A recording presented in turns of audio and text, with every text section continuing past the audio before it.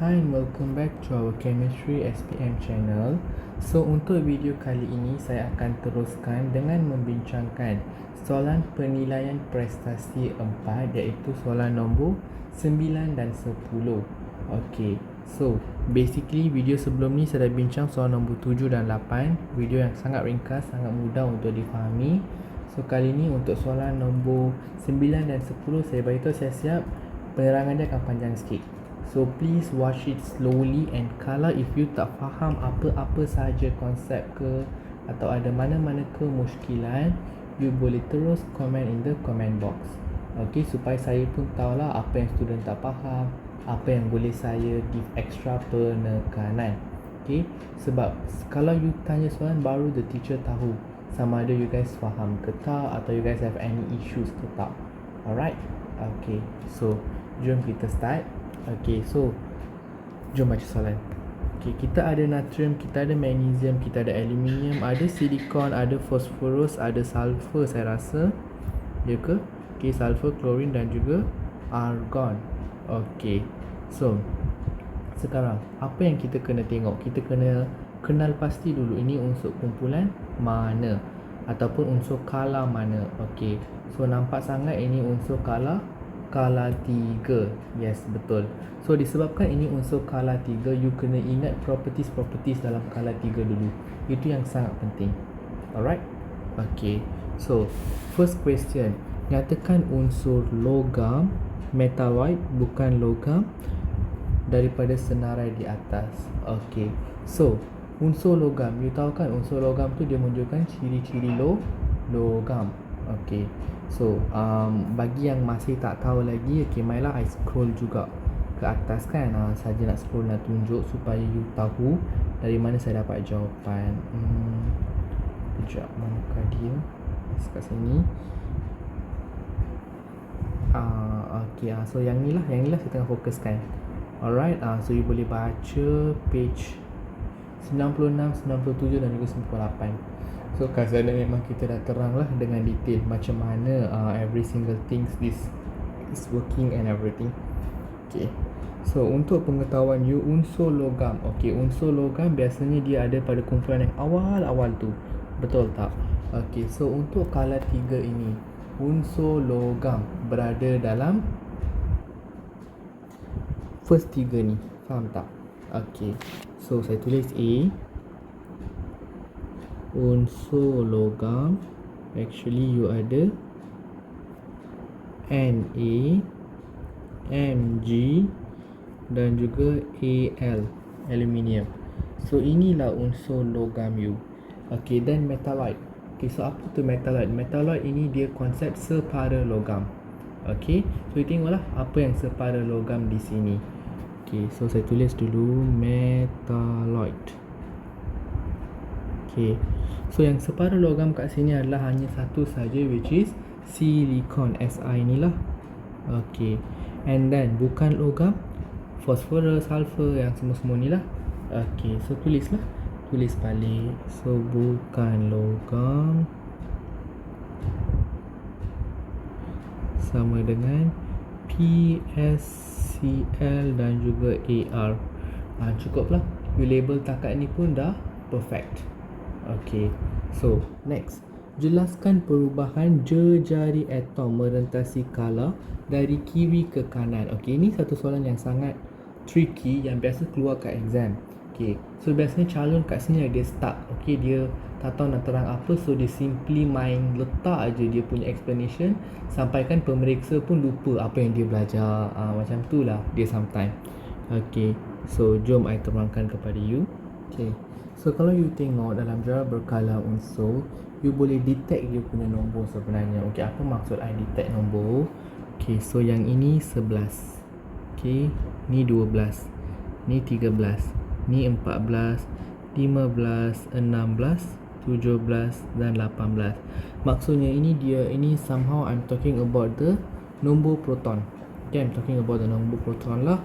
Okay, so in that case kan, nombor proton dia 11, 12, 13 dan 14. Okay, so you boleh kata dia kalau macam tu nombor proton dia lagi besar, so elektron dia akan lagi banyak, so petala akan lagi besar. Okay, but that's not the concept for this group.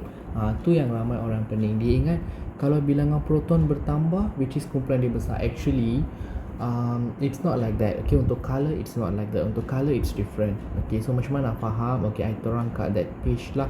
Okay, pergi balik kepada bab 3 you. Okay, kat sini. Okay, dia dah terang kat sini sebenarnya. Okay, apakah konsep yang dia guna pakai adalah, okay, dia kata macam ni, saiz atom semakin berkurang. Pelik kan? Tapi dia punya bilangan proton meningkat. Kenapa? Okay, kerana jawapan dia jejari atom semakin berkurang. Tapi kenapa jejari atom berkurang? Okay, so reason dia kat sini.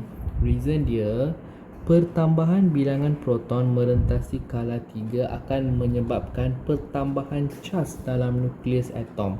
Okay, kiranya kan tadi saya katakan saya ada 12 proton, 13 proton, so proton dia semakin menaik, betul tak? So oleh itu keelektronegatifan unsur akan meningkat kerana daya tarikan nukleus terhadap elektron semakin bertambah.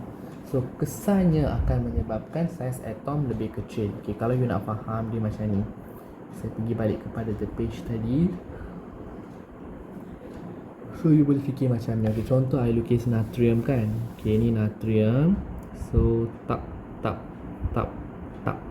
Okay, so jap 2.8. Okay, dot 1. Betul tak? So ini dia punya elektron. Dia ada 11 elektron, and dalam dia ada 11 proton juga. Betul tak? Okay, then this side. Okay, contoh I lukis, the next one is magnesium. Okay, so magnesium I letak Mg. Sorry tau, lukisan memang buruk. You dalam exam lukisan cantik lah. Okay, 1, 2, 3, 4, 5, 6, 7, 8, 1, 2. Okay, nampak tak? You cuba tengok, dalam ni ada 12 elektron, dalam dia ada 12 proton dalam nukleus dia. So, apa yang dia cuba maksudkan adalah keelektronegatifan unsur. Apa maksud keelektronegatifan unsur adalah, contoh dalam nukleus ni proton dia lagi banyak. So, semakin banyak proton, dia akan tarik elektron lagi kuat. Faham tak? You boleh anggap proton ni macam daya tau.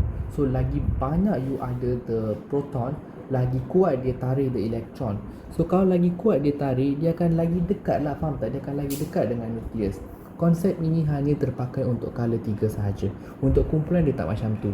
Okay, untuk skala 3 memang konsep dia kata, saintis kata, lagi banyak proton, so proton tu akan tarik petala valence tu semua pergi dekat-dekat dengan nukleus.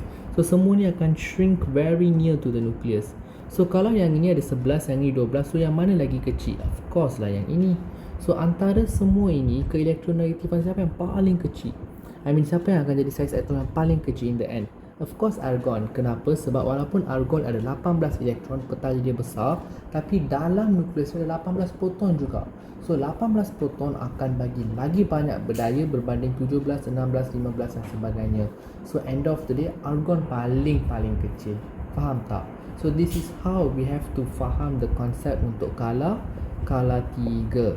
Okay, tapi kalau you nak terang dalam side ayat kan, you kena explain dengan proper lah supaya pemeriksa dalam exam faham. So macam mana you nak terang? So dia kata dia suruh jelaskan dulu perubahan kan. So you jelaskan, you bagi tahu mana dia? Jejari atom. Okay, you boleh bagi tahu jejari atom unsur skala 3 semakin berkurang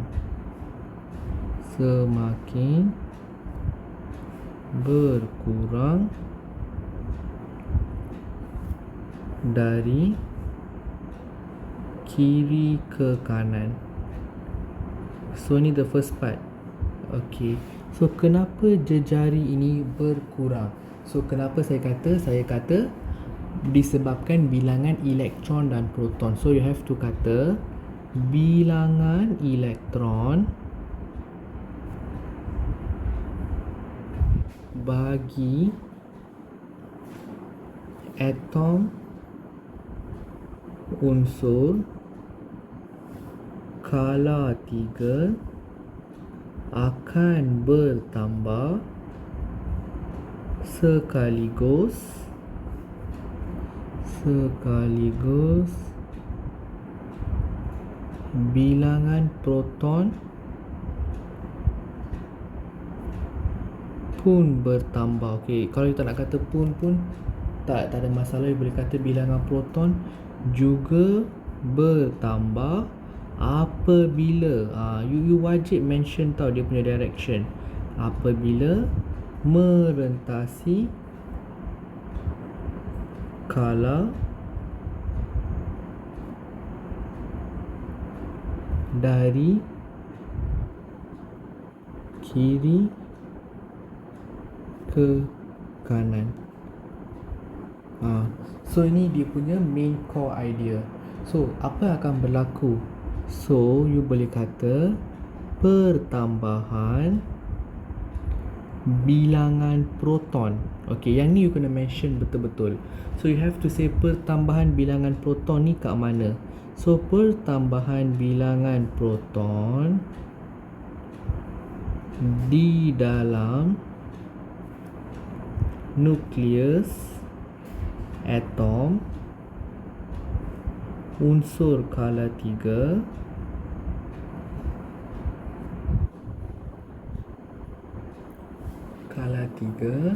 menyebabkan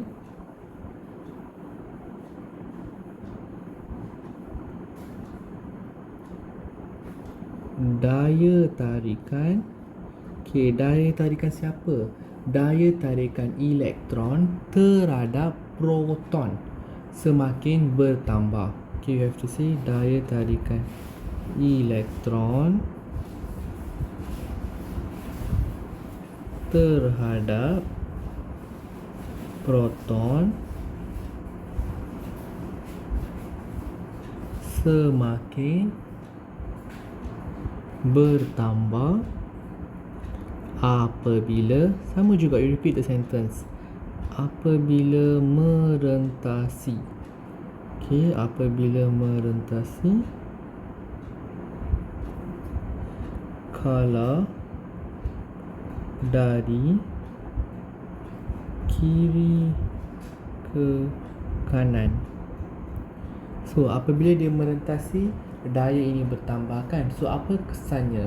So kesannya you have to say keelektronegatifan atom unsur skala 3. You boleh kata bertambah atau meningkat lah, either one. So I say bertambah again apabila merentasi tu. So tak apalah, I dah penat, I tulis, I copy je. Okay, harap cantik lah.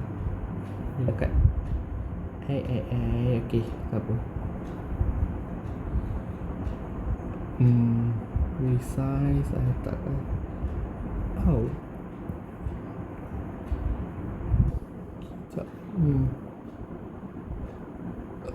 Okay. So apabila merentasi kala dari kiri ke kanan. So kesannya dia boleh kata size atom unsur skala 3 akan berkurang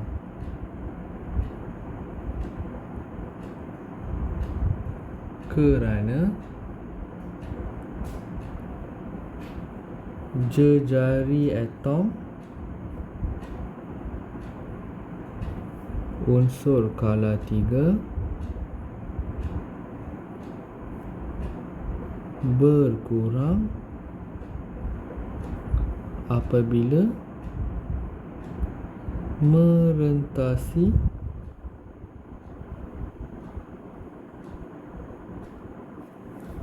skala dari kiri ke kanan. Cukuplah, dari kiri ke kanan. So nanti lepas this video, cikgu akan buat satu video lagi. Cikgu akan upload lah. Saya akan terangkan every single color dengan detail. Saya sebelum ni pernah terang, tapi I tak tahu I dah upload ke tak video tu dalam channel YouTube. So tak apa, nanti I upload balik so you guys boleh tengok. So fahamkan konsep color tu betul-betul. Kala kumpulan 17 kumpulan 1 tu memang sangat famous. Okay, so kala 3 I bagi tahu lagi sekali, when you across the kumpulan, you merentasi kala dari kiri ke kanan, apa yang jadi? Bilangan proton semakin bertambah disebabkan bilangan elektron pun semakin bertambah, betul tak? So lagi banyak bilangan proton, pertambahan charge itu akan menyebabkan keelektronegatifan atom unsur meningkat. So kesannya daya tarikan lagi kuat, daya tarikan terhadap proton ke? Sorry, bukan proton, ni sebenarnya terhadap elektron. Okay, terhadap elektron semakin bertambah. Okay, so you boleh kata pertambahan bilangan proton dalam nukleus menyebabkan daya tarikan elektron terhadap betul lah tadi. Tapi terbalik. Daya tarikan proton sepatutnya. Okay, daya tarikan proton terhadap elektron semakin bertambah apabila melintasi kala dari kiri ke kanan. So kesannya keelektronegatifan unsur tu bertambah, so dia akan tarik lagi kuat. So melintasi kala, saiz atom akan lagi kecil. So that's the rules lah yang ditetapkan oleh saintis. So you have to be very careful whenever you explain. Pastikan you kata atom unsur kala 3. Contoh you dah ada apa unsur tu, boleh kata atom unsur natrium ataupun atom natrium je kita terima. But I myself, I like to combine the word atom unsur. Apa? Sebab I selalu takut I salah. So that's why kalau I explain mana-mana pun, I akan pastikan atom unsur tu memang satu package. I takkan letak atom saja, I akan letak atom unsur apa. Kalau tak ada nama unsur tu, I akan letak color dia atau kumpulan dia, ataupun kalau dia sometimes bagi simbol, letak simbol lah. So depends lah pada soalan. So please be careful sebab sometimes ada scenarios you terangkan pasal elektron. So kalau you explain pasal elektron, perkataan atom ni memang wajib. Sebabnya elektron duduk dalam bukan duduk dalam atom, dia is a part of the atom. Betul tak? So you have to say elektron bagi atom apa. So perkataan atom dengan elektron wajib ada. Kalau you explain pasal elektron, perkataan atom wajib adalah. So to make safe, I kata atom unsur. I suka kata macam tu. Okay, kalau you perasan memang semua benda I mention macam tu. Atom unsur. Sini pun sama, atom unsur kala 3. Kenapa? Sebab I talk about electron. Okay, so that's how it happens lah. Okay, so please be minded with your answers and cuba banyakkan jawab soalan macam ni. Cuba jawab banyak soalan berkaitan dengan perubahan kereaktifan ni, sebab ini memang selalu keluar dalam exam. The moment you banyak jawab soalan macam ni, you akan rasa terbiasa dengan konsep soalan, and even you can bagi tahu dah kat mana markah, kat mana salah and everything. Even my teacher pun teach me to jawab soalan ni secara berulang kali sehingga kan kami dah tahu jawapan dia dengan betul. Okay, unsur manakah merupakan gas adi? Soalan C. Okay, so gas adi kumpulan 18. So kat sini unsur kumpulan 18 yang paling hujung lah, which is unsur argon. Okay, so dia kata unsur manakah? So you boleh say unsur argon ataupun Ar, diterima jugalah. Okay, and then finally, bukan green color, black lah. Bina satu persamaan kimia apabila logam bertindak balas dengan air. So you tahu logam yang hanya boleh bertindak balas dengan air adalah logam kumpulan 1 lah, which is natrium. Sebab kumpulan 17, kalau you tengok kumpulan 17 is bukan logam, so tak sesuai. Kumpulan 18 pun sama juga, tu gas. So logam hanya kumpulan 11. So Na lah. So kejap, D Na tambah H2O. So apabila saya melarutkan logam, okay, Na ni logam apa? Logam alkali. Sebab kumpulan 1 ni memang ada sifat alkali. So logam dia akan jadi NaOH tambah dengan gas hidrogen H2. Ni sifat kimia kumpulan 1 lah. So you kena ingat jangan tanya dari mana benda lah ni muncul. Okay, and then apa you kena buat? You have to make sure the persamaan balance. So you try lah. Okay, so you try letak 2 kat sini, then automatic letak 2 kat sini lah. Okay, and then because of that, letak 2 kat sini, tambah kat sini. So persamaan dah balance lah. Hidrogen dah ada 4, oksigen dah ada 2, natrium dah ada 2. So settle. tak bagi tahu keadaan jirim dia tak apa ke? Tak apa awak, tak ada masalah. Awak masih calon SPM. So untuk level SPM kita tak titik beratkan untuk tengok keadaan jirim. Kalau dah sampai level STPM matrix baru kita akan titik beratkan benda alat itu. Okey. So settle. Soalan nombor 10. Sekejap je boleh bincang. Nyatakan warna bagi ion unsur peralihan. Ion ferrum 2, ion ferrum 3. Ni banyak kali you akan jumpa nanti in form 5. So ion ferrum 2 warna dia adalah warna hijau. Dan ferrum 3 dia terlibat dalam pengaratan, so warna dia perang. Okey. So ni sajalah, yang ni memang dah ada kat textbook You boleh tengok kat unsur peralihan. So please ingat warna ni dengan warna kuprum dulu betul-betul, sebab nanti you akan jumpa kat garam, redox pun you akan jumpa benda ni banyak kali. So please pay attention for this. FE2 plus you bayang macam ni je. This how I remember lah. Okay, I draw pokok. Okay, so ni pokok blueberry. Anggaplah ni sebagai buah blueberry. So ingat macam ni, batang ni FE3 plus, so warna perang. Oh, daun ni warna hijau, so dia FE2 plus. Then buah ni dah nama pun buah blueberry, so ni CU2 plus. Buah blueberry so warna blue, which is biru. Settle lah. This is how I ingat lah for my studies, and I teach my students pun like this juga. So saya harap this helps you lah untuk mengingat warna unsur peralihan dengan betul. Sebab you have to mengingat warna unsur peralihan, bukan semua pun, at least a few. Sebab nanti form 5 you akan guna pakai. Contoh macam manganat, you kena ingat warna dia. Dikromat, you kena ingat warna dia. Ferrum 2, ferrum 3, Cu2 plus, memang you wajib kena ingat warna dia. Tu memang sangat wajib. You tak ingat, you are in a very big problem. So please remember that carefully and correctly in your exam, and write it correctly also lah. Okay, so tu sahaja untuk video kali ini. Maaf video agak panjang, saya tahu sebabkan soalan B ni lah, so akan terang dengan detail kan. Tapi still, let's say you guys still tak faham atau ada apa-apa kemusykilan, comment down je, bagi tahu je apa masalah you, I can help you. Okay, memang this chapter I akan buat a bit banyak video secara berkala unsur supaya you guys rasa senang. Sebab ramai kata chapter ni susah, but it's not very hard, it's very easy kalau you faham the concept dengan betul. Okay, itu sahaja daripada saya. Thank you and bye. Oh ya, jangan lupa like our videos Please like and also share our videos to your friends if you find it's very helpful. Bye bye.